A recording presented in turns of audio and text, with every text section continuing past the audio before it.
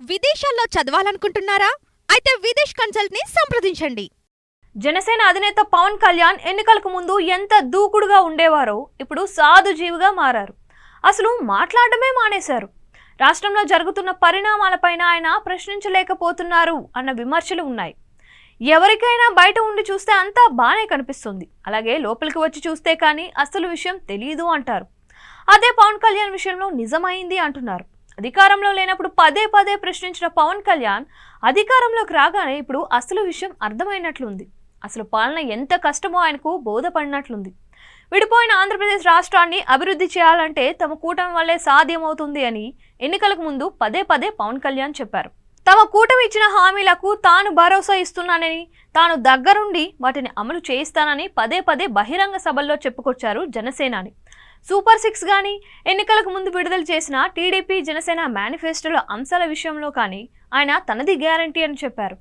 ప్రజలకు ఇచ్చిన హామీలను అమలు చేసిన తర్వాతనే తన పనిని తాను చూసుకుంటానని, తనను నమ్మాలి అంటూ ఆయన ప్రజలను పలు బహిరంగ సభల్లో కోరడం కూడా వినిపించింది, కనిపించింది. అయితే అధికారంలోకి వచ్చిన తర్వాత తత్వం బోధపడినట్లయింది. అధికారంలో ఉండి మనమే చేయలేమన్న భావనకు పవన్ వచ్చినట్లు కనిపిస్తోంది. ఆయన డిప్యూటీ సీఎంగా బాధ్యతలు చేపట్టారు. పంచాయతీరాజ్, గ్రామీణాభివృద్ధి, తాగునీటి సరఫరా, పర్యావరణం, అడవులు, సైన్స్ అండ్ టెక్నాలజీ శాఖల బాధ్యతను పవన్ కళ్యాణ్ చేపట్టారు. ఆయన శాఖలను అధ్యయనం చేస్తున్నారు, లోతుగా అన్ని విషయాలను పరిశీలిస్తున్నారు. అంతవరకు ఓకే. ఆయన శాఖకు సంబంధించి కొన్ని కీలక నిర్ణయాలు తీసుకుని ప్రజల నుంచి ప్రశంసలు కూడా పొందారు. ప్రధానంగా పంచాయతీలకు నిధులు కేటాయించి ఆయన సర్పంచుల నుంచి మంచి మార్కులు కొట్టేశారు. కానీ పవన్ కళ్యాణ్ నమ్మిన యువత, కాపు సామాజిక వర్గంతో పాటు ఆయన అభిమానులందరూ కూటమికి ఓట్లు వేశారు. ముఖ్యంగా మహిళలు కూడా పవన్ కళ్యాణ్ వైపు మొన్నటి ఎన్నికల్లో మొగ్గు చూపారు. అయితే వీళ్ళందరికీ ఇచ్చిన హామీల అమలుకు మాత్రం పవన్ కళ్యాణ్ ఏమాత్రం దృష్టి పెట్టడం లేదు, కనీసం ప్రశ్నించడం లేదు కూడా.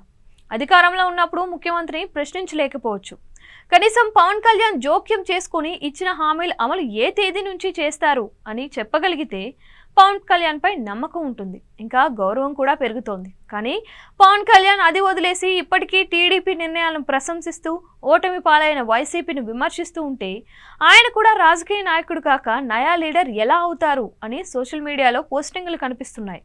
మరి దీనికి పవన్ ఒక్కరే సమాధానం చెప్పాల్సి ఉంటుంది.